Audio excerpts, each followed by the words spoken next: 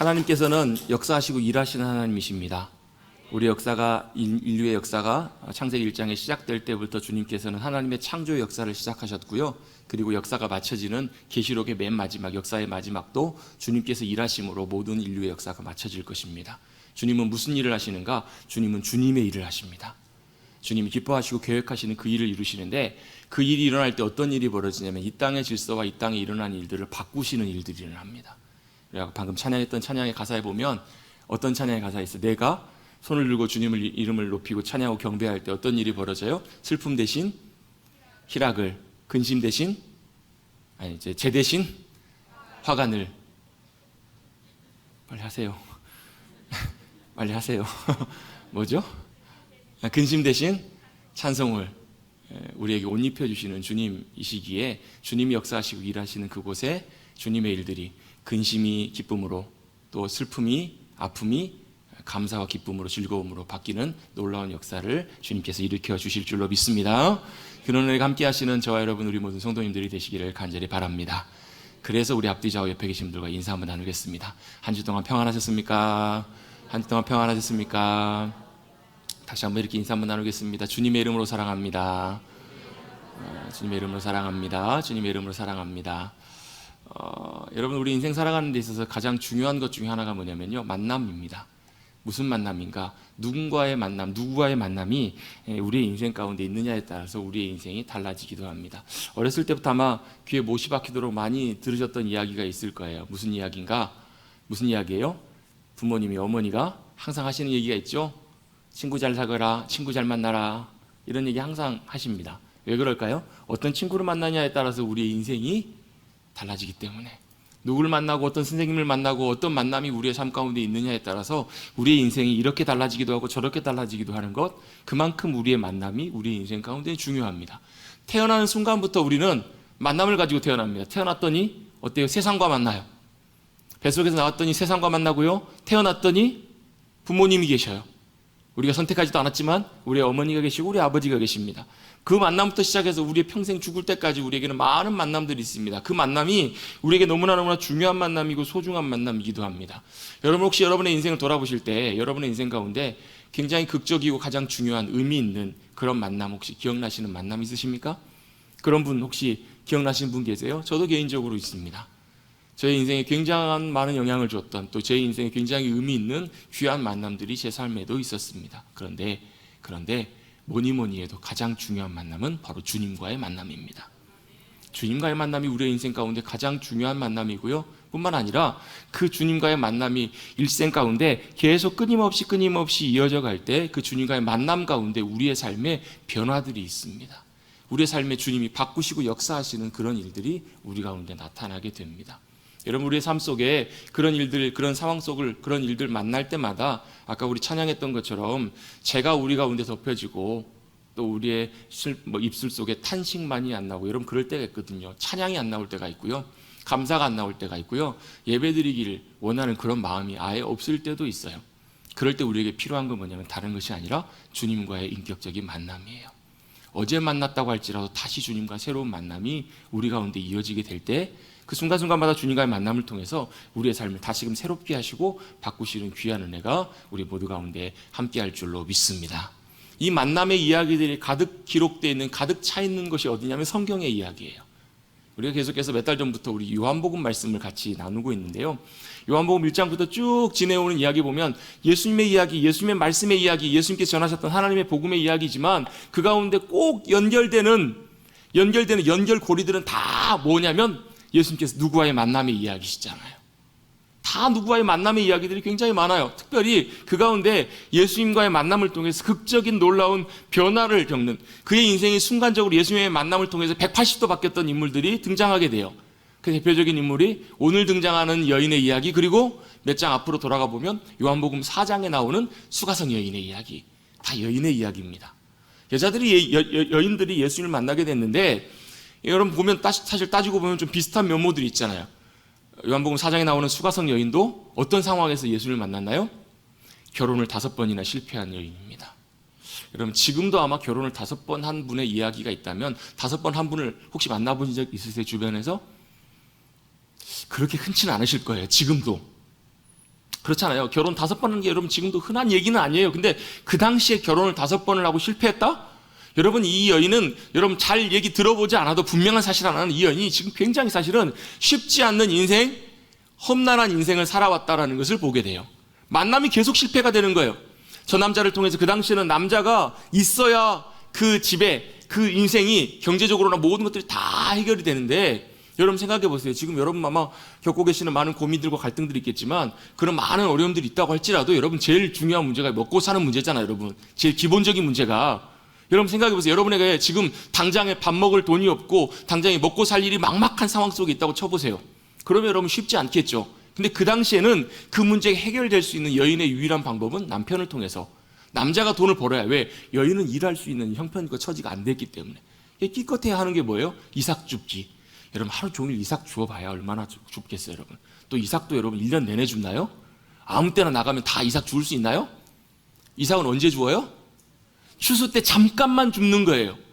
그걸 의미하는 게 뭐냐면 여러분 그렇게 하루 종일 여러분 그 시간 내내 주워봐야 얼마나 여러분 줍겠냐고요. 그거 가지고 살아야 되는 인생이 바로 뭐예요? 홀로 살아가는 여인의 그 당시에 형편이었다라는 거예요. 그 당시에 남편이 없다라는 것은 여러분 처참한 굉장히 쉽지 않은 그래서 여러분 성경에서 하나님께서 항상 언급하는 두 부류의 사람이 있죠. 누구예요? 과부와 고아와 과부. 왜요? 그들은 진짜로 도움이 없이는 한순간도 살아갈 수 없는 진짜 가장 어렵고 힘든 이들을 지칭할 때 그렇게 부르기 때문에 그래요. 이 수가성 여인이 딱 이런 처지예요. 비록 지금도 남편은 있지만 제대로 된 남편이 아니에요. 끊임없이 실패하고 끊임없이 인생이 꼬였던 쉽지 않은 인생을 살아왔던 그녀 앞에 누가 나타나시냐면 주님이 나타나십니다. 그리고 주님이 만나주세요. 그랬더니 그녀의 삶이 놀랍게 바뀌어요. 요즘 젊은 사람들이 많이 얘기하는 게 있습니다. MBTI. 저도 사실 이제 교육학을 전공하면서 옛날에 MBTI 심리검사 다 이거 들었던 것들인데 요즘은 MBTI에 목숨을 거는 것 같아요. MBTI에서 성격을 구분할 때 제일 먼저 나오는 첫 그 구분이 I냐 E냐예요. I는 뭐냐면 내성적인 거고 E는 뭐예요? 외향적인 성격이에요. 여러분은 I세요? E세요? 사람마다 다 다를 거예요.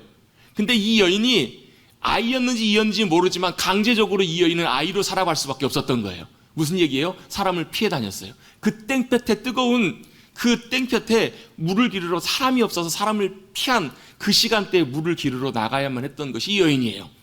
그런데 그 여인이 주님을 만난 다음에 어떻게 바뀌어요? 자기가 먼저 물동이를 던져놓고요. 자기가 그렇게 피하려고 했던 사람들에게 가서 먼저 말을 걸어요. 먼저 자기가 만난 주님을 전하기 시작해요. 이게 바로 뭐예요? 주님을 만난 인생 가운데 나타나는 변화예요. 여러분 지금도 이런 변화의 역사들이 주님과의 만남을 통해서 우리 가운데 허락되게 되는 줄로 믿습니다. 매 순간순간마다 상황마다 여러분이 주님의 은혜를 구하십시오. 이 주님 앞에 믿음으로 나가셔서 주님을 찾고 가셔서 만나시는 저와 여러분 되시기를 간절히 바랍니다. 그런데 어찌 보면 이 수가성의 여인보다 더 사실은 비참하고 처참하고 더 난감한 더 곤란한 상황 속에서 처참한 현실 속에서 예수님을 만났던 한 여인의 이야기가 오늘 본문에 등장합니다. 바야흐로 이 사건은 언제 일어난 사건이냐? 예수님께서 7장에 초막절에 예루살렘에 올라갔을 때 절기 가운데 많은 사람들이 초막절에 절기를 지키기 위해서 예루살렘에 올라오잖아요. 많은 사람들이 다 모였을 때 그때 예수님께서 말씀을 가르치시고 그때 있었던 사건들 지난 다음에 7장 맨 마지막 절에 보면 이렇게 말씀합니다. 사람들이 각기 다 집으로 돌아가고 집으로 돌아간 이후의 이야기입니다. 이 집으로 돌아갔다는 얘기가 절기를 마치고 자기 고향의 집으로 돌아갔다는 이야기이기도 하고요. 또 물론 해가 졌기 때문에 집으로 돌아갔을 수도 있겠죠. 다 집으로 돌아갔는데 예수님께서는 어디로 가시는가? 8장 1절 말씀에 보면 예수님께서 어디로 가시는가에서부터 오늘 본문 말씀이 시작이 됩니다. 8장 1절 한번 같이 한번 읽어보겠습니다. 굉장히 긴 말씀이죠. 8장 1절 같이 한번 읽어봅니다. 시작. 벌써 다 읽으셨어요? 예수님께서 어디로 가셨다라고 말씀하시냐면 감람산으로 가셨다. 감람산. 저도 아까 읽을 때도 실수했는데 일부 때도 실수하고 감람산으로 가셨다. 무슨 산으로 가셨냐면 감람산이에요. 감람산이 어디냐면 예루살렘 성에서 바로 나와서 조그마한 골짜기 하나를 지나면 기드론 시내를 지나면 바로 맞은편 쪽에 있는 산이 감람산이에요. 감람산이라는 것은 올리브 나무가 많이 있어서 그 붙여진 이름인데요. 이곳에 예수님께서 왜 가셨을까요? 뭐하러 가셨을까요? 예수님께서 이곳에 자주 가셨는데요. 자주 가신 이유가 이곳에 가셔서 어떨 때는 쉬기도 하세요. 편안하게 좀 쉬기도 하시고 안식하기도 하셨던 곳이 바로 이곳이에요. 무엇보다도 이곳에서 뭐 하셨냐면 예수님께서 가장 많이 기도하셨던 곳이 이곳이잖아요. 예수님께 십자가 지시기 전날도 어디 가세요? 겟세마네 동산에 가시는데 겟세마네 동산이 이곳에 있는 거예요.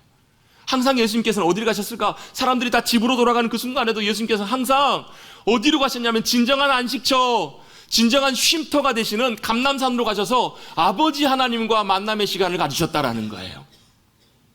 예수님께서는 이곳에서 충전되시고 이곳에서 안식하시고 힘을 얻으신 곳이 바로 이곳이었다라는 거예요, 여러분. 어떤 분들은 여쭤보면요, 등산 좋아하시는 분들은 이 감람산이 어디냐면 등산이에요.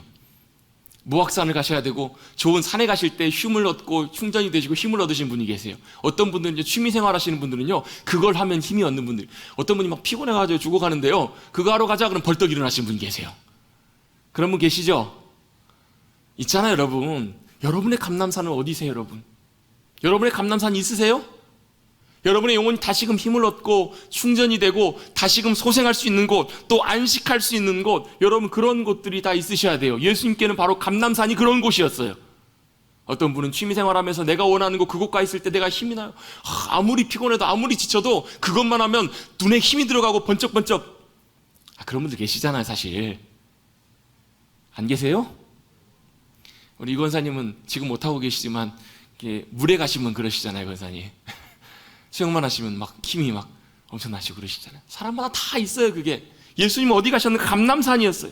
여러분, 아무리 여러분 숨 쉴 수 없는 상황이 닥치고요, 아무리 절망적이고 우리가 지옥에 떨어져 있는 것처럼, 음부에 떨어져 있는 것처럼 그렇게 절망적인 상황 속에 던져질지라도요, 우리에게 감람산이 있는 사람은 다시 시작할 수 있습니다. 우리에게 감람산으로 나아갈 수 있는 그런 은혜가 있는 그 자리가 있는 사람은요, 다시 여러분 그 역사가 끝나지 않아요. 바로 그 감람산은 뭐예요? 하나님 앞에 나아가는 자리예요. 여러분의 감람산을 만드시기를 주님의 이름으로 축복합니다. 하나님 앞에 나아가는 시간, 장소, 그곳이 어딘지 상관없어요. 감람산 찾으려고 여러분 예루살렘 꼭 안 가셔도 돼요, 여러분. 여러분의 감람산을 찾아 주님 앞에 나가실 때 그곳에서 주님께서 만나주시고 주님의 놀라운 새로운 역사가 시작되게 될 줄로 믿습니다. 여러분, 많은 분들이 그런 얘기 하잖아요. 우리의 인간의 엔드, 우리의 나의 엔드, 영어로 여러분 END가 끝이잖아요, 끝. 우리의 인간의 엔드 그 자리에서 뭐가 시작돼요? 하나님의 엔드가 시작된다고. 하나님의 AND. 그리고 뭐예요? 내 인간이 끝났다라고, 내가 인간이 끝났다라고 시작하는 그 순간에 우리가 주님 앞에 나가고 주님과의 만남이 새롭게 시작되기 시작하면 뭐가 시작되는 거예요? 하나님의 새롭게 시작하시는 역사가 시작된다라는 거예요, 여러분. 그래서 여러분, 하나님 앞에 믿음으로 나아갈 수 있는 감람산이 있는 인생과 영혼은 여러분 새롭게 시작하는 하나님의 놀라운 역사를 경험할 수 있다는 거예요. 예수님께서 감람산으로 가셨다, 이 장면으로부터 오늘 본문 말씀을 시작합니다. 그리고 나서 다시 예수님께서 어디로 오시냐면 예루살렘으로 돌아오셔서 제자들과 사람들을 가르치십니다. 예수님께서 항상 진리의 말씀들로 사람들을 가르치셨던 분이시잖아요. 예수님께서 사람들을 가르치십니다. 사람들이 많이 몰려왔습니다. 그런데 그 와중에 어떤 일이 벌어지는가? 한 소란스러운 일이 생깁니다. 어떤 소란인가 하면요, 바리새인과 서기관들이 누구를요? 음행 중에 가늠하다 붙잡힌 여자를 끌고 예수님 앞에 데리고 나옵니다. 소란스러운 일들이 지금 생기기 시작했어요.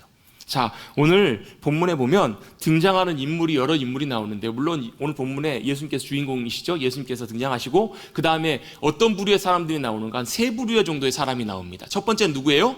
바리새인들과 서기관들입니다. 이들은 뭐예요? 가늠하다 붙잡혀온 여인을 예수님께로 끌고 왔던 사람들입니다. 그리고 또 다른 부류의 사람들이 나오는데 누가 나오냐면 이 소동을 듣고 함께 달려 나온 사람들이에요. 근데 이 사람들의 특징이 있습니다. 이 사람들 손에는 다 뭐가 들려 있냐면 돌이 들려 있습니다. 돌멩이가 다 들려 있어요. 뭐하러 나온 거예요? 가늠하다 붙잡혀온 여인, 돌 맞아야 하는 저희 여인을 우리가 정죄하고 돌 던지자, 이렇게 돌을 들고 나온 사람들이에요. 그리고 또 한 부류의 사람은 누구죠? 현장에서 가늠하다 붙잡혀 끌려 나온 이 여인입니다. 이 세 부류의 인물들의 이야기가 오늘 본문의 말씀들을 이어가고 있는 중요한 흐름들입니다. 당시에 종교 지도자들, 주류 기득권자들이었던 서기관과 바리새인들이 예수님께 몰려 나왔는데 그냥 온 것이 아니라 누구를요? 한 여인을 데리고 온 것도 아니고 어떻게 왔어요? 끌고 왔습니다. 여러분, 혹시 누군가가 여러분을 끌려 뭐라고 표현해야 되나요? 끌려 당해보신 분, 질질 끌려보신 분 계세요? 안 계세요? 여러분, 옛날엔 종종 그런 일이 있었거든요. 종종 집에서 이렇게 부모님께 혼나다가, 옛날에는 막 체벌이 굉장히 무서웠을 때잖아요. 어때요? 혼내시다가 나중에 때리다가 어떻게 나중에는 끌고 끄집고 막 집으로 데려가. 그런 경험 해보신 적 혹시 있으세요? 아니면 혹시 누구랑 다툼이 생겨갖고 싸우다가 머리채 잡혀보신 분, 머리채 잡혀 끌려보신 분, 다 여기는 다들 점잖으신 분들만 계셔가지고 그런 분이 안 계신가 봐요. 여러분 한번 생각해 보세요. 여러분 그냥 오는 것도 아니고 끌려서 옵니다. 질질 끌려서 옵니다. 어떤 기분이었을까요?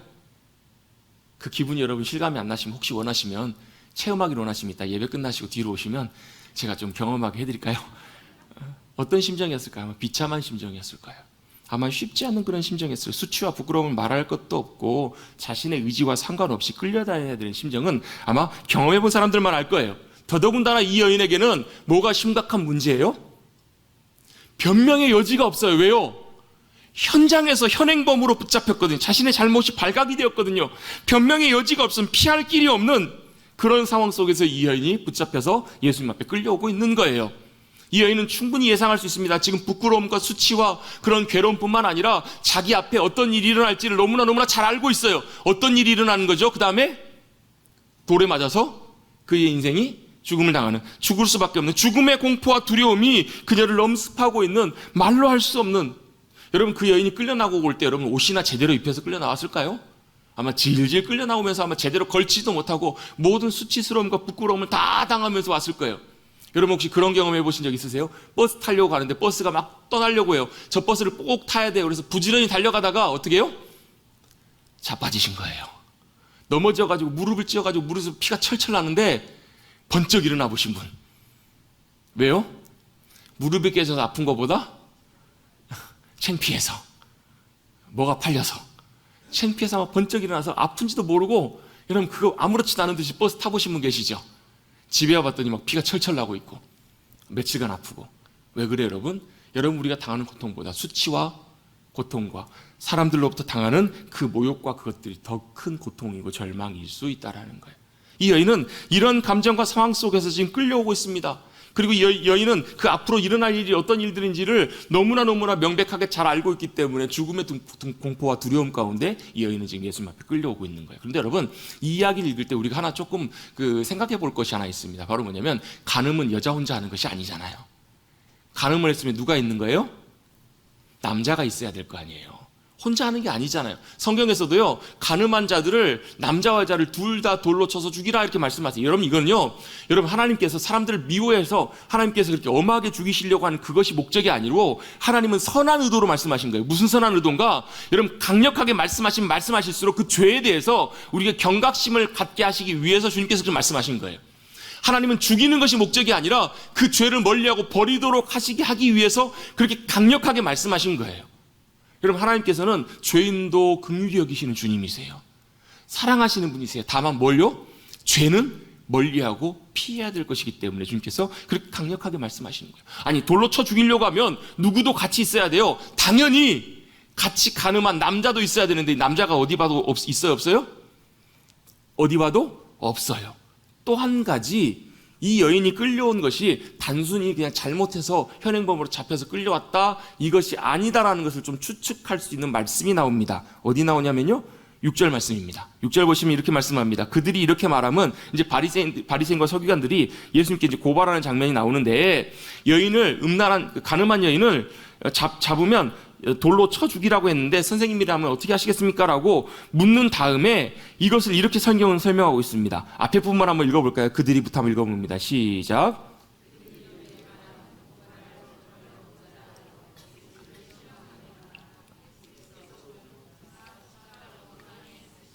아멘. 자, 예수님께 이들이 이 여인을 잡아가지고 온 의도와 목적이 여기 설명이 되어 있습니다. 단순히 이들이 이 여인이 잘못했기 때문에 처벌을 해야 된다, 이게 지금 중요한 게 아니고요. 이들은 다른 의도와 목적을 가지고 예수님 앞에 나온 거예요. 예수님을 공경에 빠뜨리기 위해서, 예수님을 굉장히 힘들게 하기 위해서, 예수님을 시험하고 문제를 일으키기 위한 바리새인과 서기관들의 계략이 이 안에 있었던 거예요. 어찌 보면 이 여인은 그 계획에 짜여진 각본의 희생양일 수도 있다는 거예요. 어떤 분들은 이 여인을 이렇게 표현하기도 합니다. 생존을 위해서, 살기 위해서 어쩔 수 없이 몸을 팔아야 되는 여인이었을 수도 있다. 성경에 나와 있지 않기 때문에 정확하게는 알 수는 없지만 하여간 간에 어쨌든 간에 이 여인은 상당히 공경한 상황 속에 처해 있고, 또 누구도요? 예수님도 상당히 난처한 상황 속에 지금 놓여 있는 것이 사실이에요. 왜요? 이러지도 저러지도 못하는 상황이. 예수님께서도 이 여인을 보시면서 불쌍히 여기시는 마음이 있으셨을까요? 없으셨을까요? 분명히 있으셨어요. 그런데 만약에 예수님께서 이 상황에서 이 여인을 그럼에도 불구하고 불쌍하니까 용서해 줘야 된다, 돌로 쳐 죽이는 것은 너무 잔혹하다, 이렇게 만약 말씀하시면 사람들이 이렇게 고발할 거예요.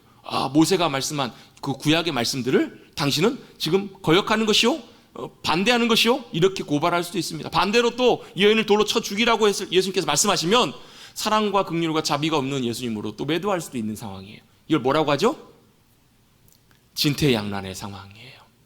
여러분, 우리도 때때로 인생 살아가면서 이 진퇴양난의 상황 속에 놓일 때가 있습니다. 성경에도 보면 예수님께서도 이런 공경과 상황들을 많이 맞닥뜨리시는 것을 보게 되는데요, 그때 우리에게 굉장히 중요한 것이 있습니다. 그때 중요한 게 바로 뭐냐면 하나님께 주시는 하늘의 지혜가 필요합니다.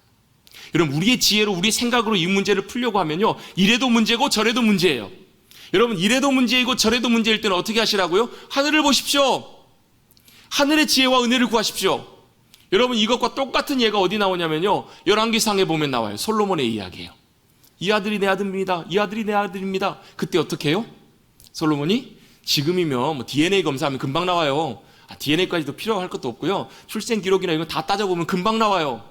근데 그 당시에는 그런 게 아무것도 없을 때 이 문제를 어떻게 풀어가야 돼요? 내 지혜로 풀지 마시고 여러분, 하늘의 지혜, 하나님의 지혜를 구하십시오. 하나님의 지혜로 그 문제를 솔로몬이 풀기 시작할 때 모든 것들이 다 완벽하게 한치의 오차도 없이 정확하게 그 문제들이 해결이 되잖아요. 예수님께서도 항상 이런 난처한 상황 속에 처하실 때마다, 사람들이 예수님을 걸고 넘어지려고 공격할 때마다, 여러분, 사단은 여러분보다 훨씬 더 탁월해요. 훨씬 더 간교해요. 여러분, 사단의 계책과 세상의 공격과 이것들을 이길 때는요, 우리의 지혜와 우리의 방법으로 이기는 것은 힘들어요. 여러분, 그때마다 늘 겸손하게 하늘의 지혜와 하나님의 은혜와 도우심을 구하시는 여러분들 되시기를 바랍니다. 예수님께서 이걸 하늘의 지혜로, 하나님께서 주신 지혜로 풀어가시는데 어떻게 그 문제를 풀어가시는가? 예수님께서 어떻게 풀어가시죠? 말씀을 한번 보겠습니다. 예수님께서요, 아무 말씀 안 하시고 뭐 하시냐면 몸을 굽히셨다, 이렇게 말씀하십니다. 몸을 굽히셨다는 말은 쪼그려 앉으신 거예요. 이 몸을 굽히다라는 단어가 이런 의미가 있습니다. 가라앉히다라는 단어도 의미가 있어요. 예수님께서 몸을 굽히십니다. 보통 이 몸을 굽히다라는 말은 보통 이제 하인들이나 종들이 보통 몸을 많이 굽히잖아요. 예수님께서도 겸손하게 몸을 굽히시고 뭐 하시는 거예요? 지금 이 격앙된 분위기를 예수님께서 가라앉히시는 거예요. 여러분, 상황들이 난처할 때, 상황들이 복잡할 때, 보면 막 정신없을 때 자칫 여러분, 우리도 실수하기 쉬운 것이 자칫 분위기에 휩쓸려 가기가 참 쉬워요. 그런 요동치는 분위기, 그런 상황 속에서 우리도 휩쓸려 갈 때가 참 많이 있을 수 있거든요. 예수님께서 어떻게 하셨죠? 대답을 좀 해주셔야 제가 좀 숨을 쉽니다. 예수님께서 어떻게 하셨나요? 몸을 굽히시고 엎드리셨어요. 땅으로 엎드리셨어요. 아마 여기에 표현되어 있지는 않지만 예수님께서 다른 상황이셨으면 어쩌면 기도하셨을지도 모르겠어요. 항상 예수님께서는 하나님의 은혜와 하나님의 지혜를 구하셨던 분이시니까. 여러분, 상황이 복잡하고 정신없으실 때는 여러분 몸을 굽히십시오. 땅에 엎드리십시오. 그 주님의 은혜와 도우심을 구하십시오. 기도하실 수 있으면 기도하십시오. 주님의 은혜와 도우심을 구하며 믿음으로 나아가는 것이 우리에게 너무너무나 중요합니다. 그 휩쓸려가는 것이 아니라 그 상황 속에서 정신없을 때 그 문제를 풀려고 하면 풀려고 할수록 더 잘 풀리지 않아요. 여러분, 여러분 실타래 아시잖아요. 실타래 꼬이면 어떻게 하세요? 실타래 한번 꼬이면 풀기가 참 쉽지가 않잖아요. 예전에 그런 얘기를 들은 적이 있거든요. 방적공장은 실 뽑는 공장이잖아요. 실 뽑는 공장에서 실이 막 쫙 풀려가지고 이 실타래 이렇게 딱 실이 다 자동으로 막 기계로 돌아가면서 감기잖아요. 엄청나게 빠른 속도로 감기잖아요. 근데 이렇게 돌아가다가 한번 뭐 다른 이유 때문에 이게 한번 싹 꼬이기 시작하면 순식간에 꼬이는 게 확 꼬이잖아요. 이게 제가 표현을 잘했는지 모르겠어요. 확 꼬여요. 확 꼬이면 어떻게 해요? 빨리 일단 멈춰야 기계가 고장이 안 나니까 일단 기계를 멈춰요. 그리고 나서 어떻게 해요? 그걸 풀면요, 하세월 그걸 풀다가요, 공장 못 돌리는 시간이 훨씬 더 손해가 크니까 어떻게 하냐면 여기 딱 끊고 여기 딱 끊고 여기 연결해버린다는 거예요. 여러분, 하나님의 지혜 역사하신 분들은 이것과 같아요. 주님 역사하시고 일하시면 우리가 아무리 풀려고 해도 풀리지 않는 문제들이 있어요. 아무리 해결하려고 해도 풀리지 않는 여러분 인간관계의 문제, 내 인생의 문제, 이런 것들 가운데서도요, 여러분 주님의 은혜를 구하고 주님의 지혜를 우리가 의지하며 나갈 때 이것들이 어떻게 해요? 언제 있었냐는 듯이 싹 짝둑. 어떤 분은 그렇게 표현하시더라고요. 우리 인간관계에 있는 그 복잡한 문제 주님께서 그냥 싹 가져가시고 마치 이름 새로 실 뽑는 것처럼 주님께서 새로 쫙 뽑아주셨으면 좋겠다. 여러분, 그런 은혜가 주님의 지혜와 은혜 가운데 있다라는 거예요. 예수님께서 어떻게 하셨어요? 몸을 굽히시고 땅에 엎드리십니다. 그리고 하나님의 방법대로 그 일들을 풀어가시기 시작하십니다. 뭐 하세요? 글을 쓰기 시작하세요. 땅에다가 손가락으로 글을 쓰기 시작하십니다. 무슨 글을 쓰셨을까요? 뭘 쓰셨을까요? 여기에 대한 논쟁과 여기에 대한 추측들이 2000년이 지나 지금까지도 계속되고 있습니다. 어떤 분들은 10계명을 쓰셨을 것이다. 10계명의 말씀 하나하나 예수님께 쓰셨을 것이다 라고 추측하시는 분들도 계세요. 어떤 분들은 이렇게 예수님께 쓰셨다라고 추측하시는 분도 계세요. 누구든지 죄 없는 자가 돌로 먼저 치라. 이렇게 쓰셨다라고 추측하시는 분도 계세요. 다 어디까지나 이것은 추측이에요. 왜요? 성경에 안 나와 있기 때문에. 예수님이 뭘 쓰셨는지는 몰라요. 그런데 고대 사본에 보면, 다른 성경을 복사해놨던 다른 성경에 보면 이렇게 설명하고 있는 그 사본도 있어요. 뭐라고 하냐면 그들의 죄목을, 각자 자기의 죄목을 이렇게 쓰셨다, 이렇게 표현하고 있는 성경을 놓고 볼 때 우리가 분명하게 좀 추측해 볼 수 있는 것은 예수님께서 뭘 쓰셨을까요? 아마 그 쓰신 글들을 통해서 우리 한 사람 한 사람이 보고 뭘요? 우리의 죄목들을, 우리의 죄와 죄가들을 발견할 수 있도록, 볼 수 있도록 주님께 쓰신 것이 아닌가 추측해 볼 수 있다는 거예요. 여러분, 예수님께서 한마디도 안 하셨습니다. 예수님께서 말씀 한마디 하지 않으시고요, 그걸 묵묵히 쓰십니다. 사람들이 예수님께서 글을 쓰실 때 뭐라고 얘기하는가? 7절입니다. 7절 보시면 뭐라고 사람들이 반응하죠? 앞에 한번 아니하는지라까지 한번 읽어보겠습니다. 시작. 자, 그들이 묻기를 맞이 아니하는지라, 이게 무슨 말인가요, 여러분? 예? 안 물어봤다. 여러분, 우리 한국말이 제일 어렵습니다. 저도 이 말이 무슨 말인지 잘 모르겠어요. 혹시 무슨 말인지 아시는 분 계시면 저한테 좀 설명 좀 해주십시오. 근데요, 성경의 원어의 의미를 보면 이런 말이에요. 계속 지속적으로 반복적으로 물었다라는 말이에요. 그러니까 이게 닥달한 거예요. 예수님 어떻게 하라는 말이에요? 어떻게 할까요? 돌로 쳐 죽여요, 말아요? 죽여요, 말아요? 죽여요, 살려요? 여러분, 어떻게 해요? 예수님을 계속 다그칠 때 예수님께서 딱 일어나셔서 한 말씀 하십니다. 뭐라고 말씀하세요? 너희 중에 죄 없는 자가 먼저 돌로 치라. 이 말씀 한마디 예수님께서 하시고 다시 앉으셔서 바닥에 글을 쓰십니다. 여러분, 예수님께서 딱 한마디 이런 말씀을 하세요. 이 상황 속에서 예수님이 딱 한마디 하셨는데 이 말씀이 여러분 모든 상황들을 다 바꾸는 일들을 놀랍게 일으키잖아요, 여러분. 자, 예수님께서 한마디 하시면서 그 하셨던 말씀을 통해서 우리가 생각해 봐야 될 몇 가지가 있습니다. 바로 뭐냐면 오늘 본문에는 누가 등장한다라는 거예요? 죄인들이 등장한다라는 거예요. 어떤 죄인인가? 크게 세 부류로 생각해 볼 수 있습니다. 첫 번째, 당연히 가늠한 여인이에요. 간음죄를 지은 여인이에요. 두 번째, 어떤 사람이에요? 그 여인을 이용해서 예수님을 모함하고 공경에 빠뜨리려고 하는 악한 계획을 가지고 나왔던 바리새인들과 서기관들이에요. 또 세 번째, 어떤 죄인들이 나오냐면요, 돌을 들고 그 여인을 정죄하고 판단하고 비난하고 죽이려고 했던 이들이에요. 이 어느 누구도, 이 모두도 다 의롭다고 얘기할 수 있는 사람은 단 한 사람도 없다라는 거예요. 여러분, 이 이야기를 통해서 우리가 분명히 잊지 말아야 될 것이 있습니다. 바로 뭐냐면 이 세 부류의 사람들 모두가 다 저와 여러분들의 모습이라는 거예요. 이 세 부류에 있는 모든 죄인된 모습들이 여러분 남의 모습이 아니라, 그들의 모습이 아니라 저와 여러분의 모습들이라는 거예요. 자, 한번 살펴볼까요? 첫 번째로, 그 여인이 범죄했던 것처럼 우리 안에도 여러분 그런 죄들이 있지 않나요? 정욕, 음란, 거짓, 탐심, 시기, 질투, 미움. 여러분, 이거 더 열거하지 않더라도 여러분 우리 안에 여러분 그런 죄들이 있으세요, 없으세요? 여러분, 더 나아가서, 하나 더 나아가서요, 거기서 그치는 것이 아니라 그 죄를 지은 그 여인을 향해서 어떻게 반응하는 사람들인가? 정죄하고 비난하고 그들을 몰아붙였던 사람들이에요. 왜 이 죄가 어찌 보면 이 여인의 죄보다 더 조심스럽고 위험하고 더 무서운 죄일 수 있는가? 이 죄는요, 바로 하나님께서 서 계셔야 되는 자리에 그들이 서 있었기 때문에 이게 심각한 문제인 거예요. 정죄하고 판단하는 것은 누구만 하실 수 있기 때문에 하나님께서만 하실 수 있는 거예요. 왜요? 하나님만이 공의롭게 재판하실 수 있는 분이세요. 그런데 우리는 끊임없이 뭐 하려고 하냐면요, 내가 남보다 의롭다라는 그런 본성들이 있기 때문에 끊임없이 이 자리에 서려고 한다는 거예요. 남을 비판하고 정죄하는 자리에 서려고 해요. 여러분, 우리가 조심해야 될 것들이 바로 이거예요. 우리도 모르게 재판장 자리에 서는 거예요. 우리도 모르게 뭐 서는 거예요? 돌멩이 들고 서는 거예요. 비난하고 정죄하는 자리에 서는 거예요. 여러분, 우리는 항상 어디에 서 있어야 되는가? 진짜 서 있어야 되는 자리에 서 있어야 되는데 그게 아니라 항상 바리새인과 서기관들의 자리, 또 돌을 들고 단죄하려고 하는 그 자리에 서 있다라는 거예요. 금방 정죄하고 판단해요. 금방 판단하고 비판하고 우리가 삶을 비난하는 경우가 많아요. 왜요? 그것이 바로 여전히 우리 안에 남아있는 죄의 본성이기 때문에 그래요. 그래서 여러분 이런 경우들이 되게 많거든요. 누군가가 잘못하면요 어떻게 해요? 그 사람을 다 우리 함께 일어나가지고 비난하고 정죄하는 경우들이 참 많아요. 나도 모르게 돌멩이를 들고 비난하고 판단해요. 왜요? 상대방의 잘못이 인정이 되어야, 상대방의 잘못을 우리가 지적해야 누가요? 내가 조금 더 나은 사람처럼 인정이 되거든요. 내가 조금 더 나은 사람처럼 보이기 위해서 끊임없이 이렇게 한다는 거예요. 그리고 여러분 우리도 은연중에 우리도 모르게 재판장이 되려고 하는, 여러분 이 말 다른 말로 바꿔보면 이렇게 표현할 수 있습니다. 내 인생의 주인이 내가 되는 삶. 여러분의 인생의 주인이 누구셔야 돼요? 주님이셔야 돼요.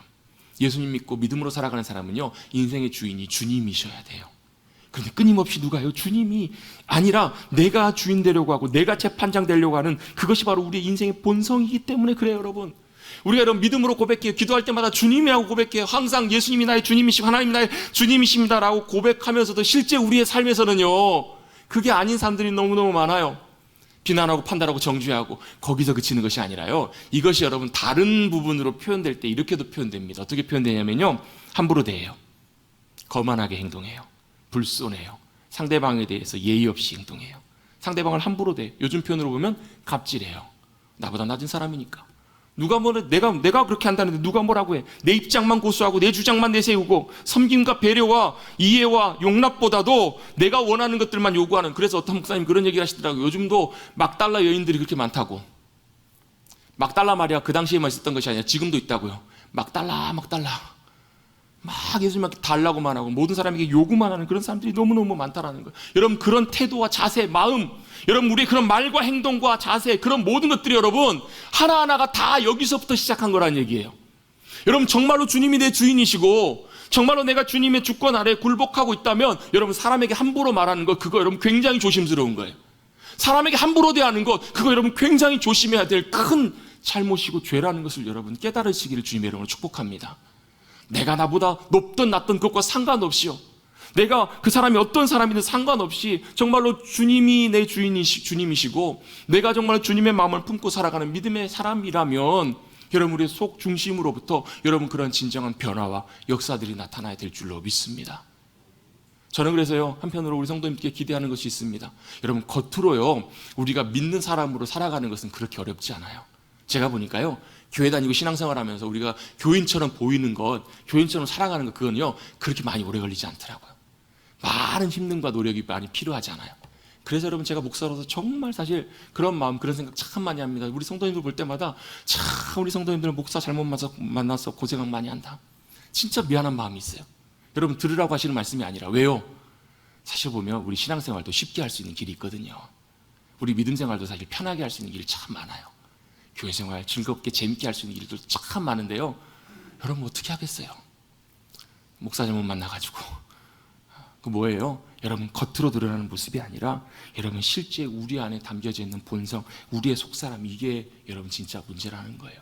참 괜찮아 보여요. 겉으로 볼 때는 아무 문제가 없어 보여요. 여전히. 그런데 내 안에 뭐가 남아있는 거예요? 변해야 되는 모습들이 남아있어요. 그걸 어떻게 할 수 있는가? 여러분 우리 속에서 이런 소리를 끊임없이 낸다라는 거예요. 뭐예요? 냅둬요. 죄송합니다. 혹시 깜짝 놀라신 분이 계셔가지고.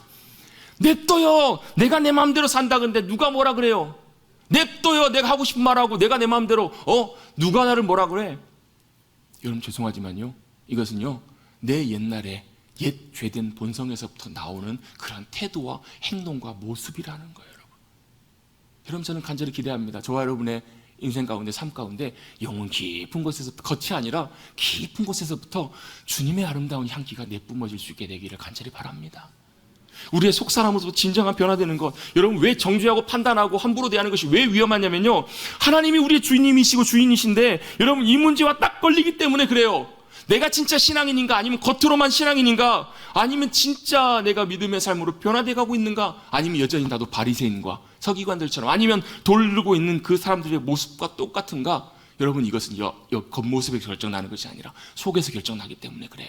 그래서 하나님께서 우리의 속사람을 끊임없이 바꿔가시고 훈련해 가시고 우리의 삶을 변화시켜 가기를 원하시는 거예요.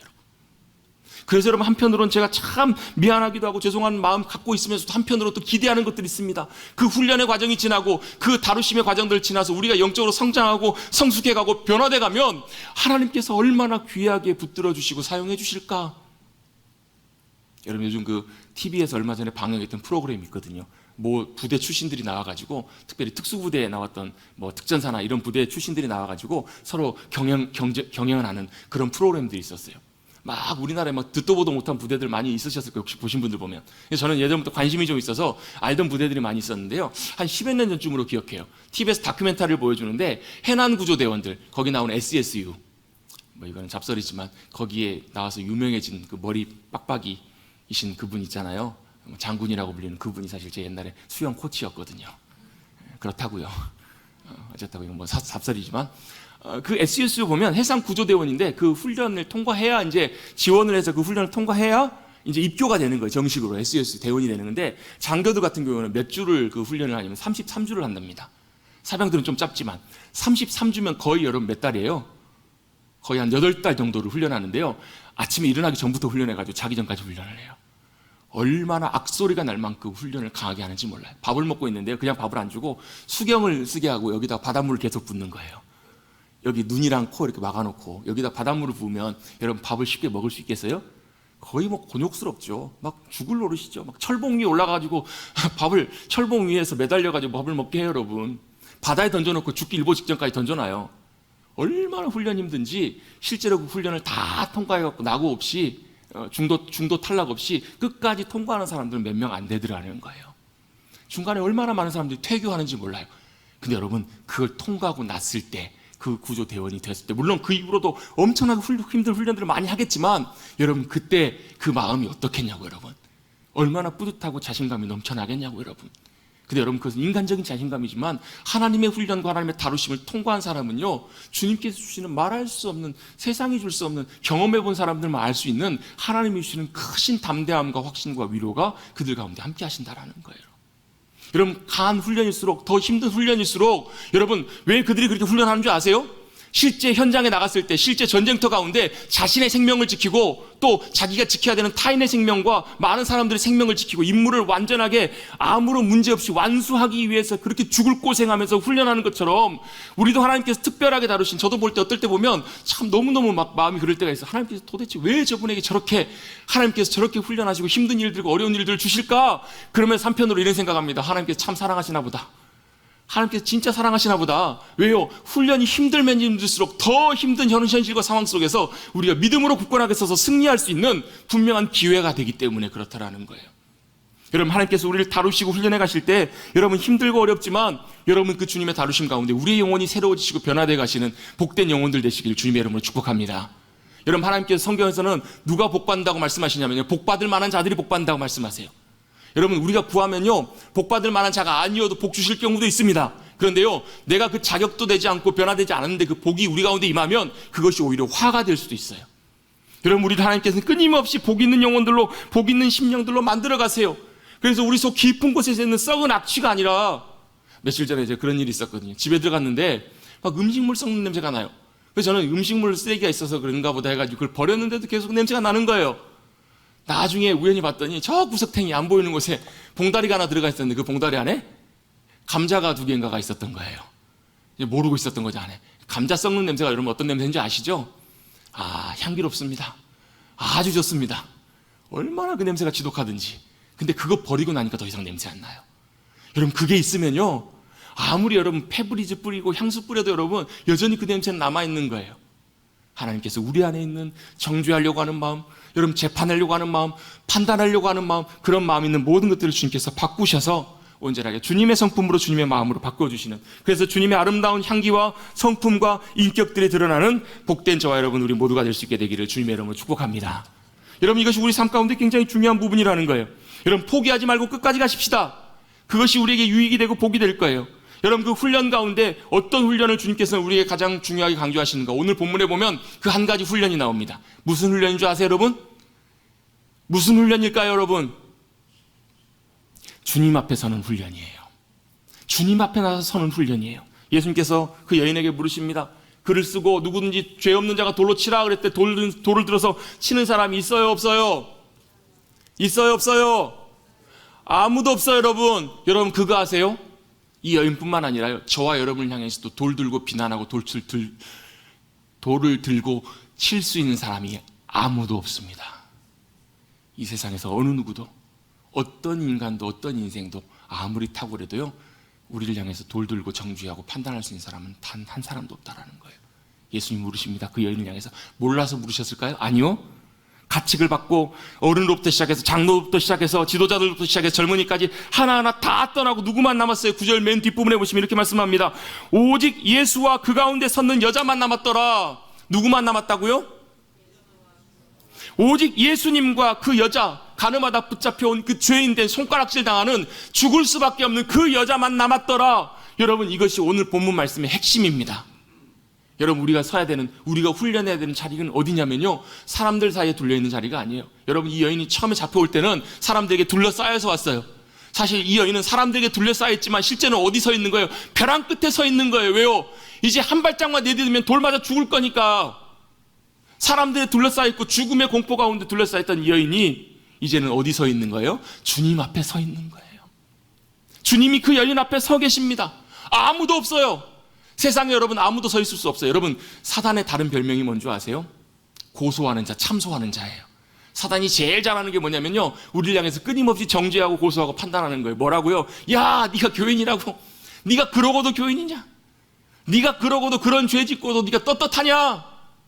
여러분 사단이 이렇게 고소하고 고발할 때 여러분 오늘 본문 말씀으로 돌아오십시오.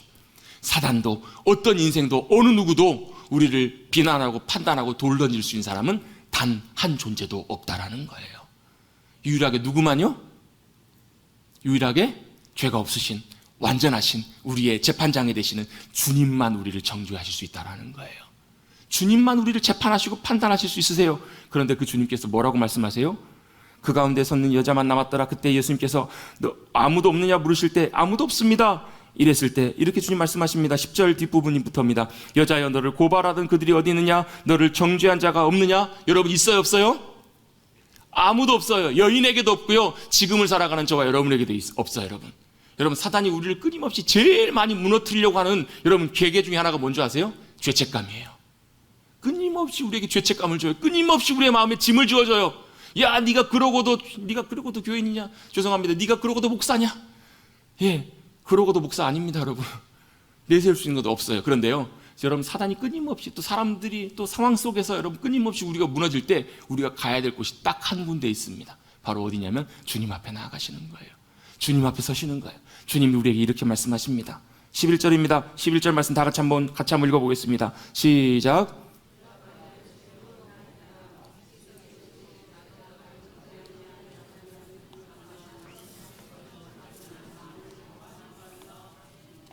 아멘. 주님께서도 뭐라고 우리에게 말씀하시냐면요, 유일하게 우리를 정죄하시고 재판하시고 우리를 심판하실 수 있는 주님께서 이 여인에게 이렇게 말씀하십니다. 나도 너를 정죄하지 아니하노라. 여러분 그 주님께서 지금 살아가는 우리들도 겸손하게 주님 앞에 나가서 죽을 수밖에 없는 우리, 또 죄인된 우리, 여전히 연약한 우리가 주님 앞에 믿음으로 섰을 때 주님께서 똑같이 이렇게 말씀하십니다. 나도 너를 정죄하지 아니하노라. 여러분 이 말씀은요, 예수님께서 죄를 그냥 간과하신다는 말씀이 아니에요. 죄가 대수롭지 않다는 말씀이 아니에요. 오히려 죄가 더 중요하다라는 거예요. 죄가 더 중요하고 죄의 문제는 분명히 해결돼야 되는데 그 문제를 어떻게 해요? 주님께서 친히 다 끌어안으시겠다라는 거예요. 주님이 죄된 그 모습까지도 다 끌어안으시고 뭐 하시겠다라는 거예요? 용서하시고 용납하시겠다라는 거예요. 여러분 저와 여러분은 주님께 여러분 용납된 존재들인 줄로 믿습니다. 주님께 받아들여진 존재라는 거예요. 세상에 아무도 인정해주지 않아도, 세상에 아무도 용납해주지 않아도 주님께서는 언제든지 주님 앞에 믿음으로 나가서면 주님께서 우리를 정죄하지 않으시고 우리를 받아들여주시고 용납해주시고 여전히 무너지고 여전히 범죄하는, 여러분 이 여인이 예수님께서 다시는 범죄하지 말라, 죄 짓지 말라 그랬는데 갔을 때 다시 가서 죄를 지었을까요? 안 지었을까요? 지었을까요? 안 지었을까요? 아마 안 지으려고 했겠죠. 그런데 또 죄를 짓기도 했겠죠. 그런데 죄를 지을 때마다 이 여인에게는 도저히 잊을 수 없는 예수님의 용서의 자리, 예수님의 용납하시는 이 자리를 평생 잊지 못했을 거예요. 그리고 그 자리로 다시 돌아왔을 거예요, 여러분. 여러분, 이 말씀을 우리가 악용하는 것이 아니에요. 여러분, 예수님 용서하시니까 언제든지 다시 나가서 예수님께 용서하고 마음대로 살면 되겠네, 이게 아니잖아요. 여러분, 진짜 주님의 용서를 경험하고 진짜 주님의 사랑과 용납하심을 경험한 사람은 세상 가운데 흔들리지 않는다라는 거예요. 사람들의 손가락질이나 비난에 흔들리지 않는다라는 거예요. 오직 주님 앞에서만 믿음으로 서서 나를 사랑해 주시고 용납해 주시고 받아들여 주시는 그 주님 앞에 서서 믿음으로 담대하게 자유하게 될 줄로 믿습니다. 그러므로 이제 그리스도 예수 안에 있는 자에게는 결코 정죄함이 없다. 왜요? 이는 죄와 사망의 법에서 성령의 생명의 법이 우리를 자유케 해주셨기 때문에 그렇다라는 거예요. 자유하십시다. 왜요? 그냥 자유하자는 것이 아니라 주님의 말씀 앞에서 자유하자는 거예요. 우리를 정죄하지 않으시는, 유일하게 판단하시고 정죄하실 수 있는 그 주님 앞에 우리가 믿음으로 섰을 때 여전히 부족하고 여전히 죄인이고 여전히 넘어지는 존재들이지만 그럼에도 불구하고 우리를 끌어안으시고 용납하시고 용서하시는 그 주님이 우리의 주님이심을 믿고 의지하고 나가셔서 그 주님의 사랑과 은혜 가운데 다시 한번 일어서서 자유함 가운데 죽음과 절망과 저주와 고통 이제 사라졌습니다. 주님, 모든 것들이 이제 끝났습니다. 주님, 다시금 새롭게 인생이 시작했던 이 여인처럼 여러분, 주님과 함께 새로운 삶을 매 순간순간마다 은혜 가운데 새롭게 시작하시는 저와 여러분 우리 모두가 되시기를 주님의 이름으로 축복합니다. 하나님 아버지, 감사합니다.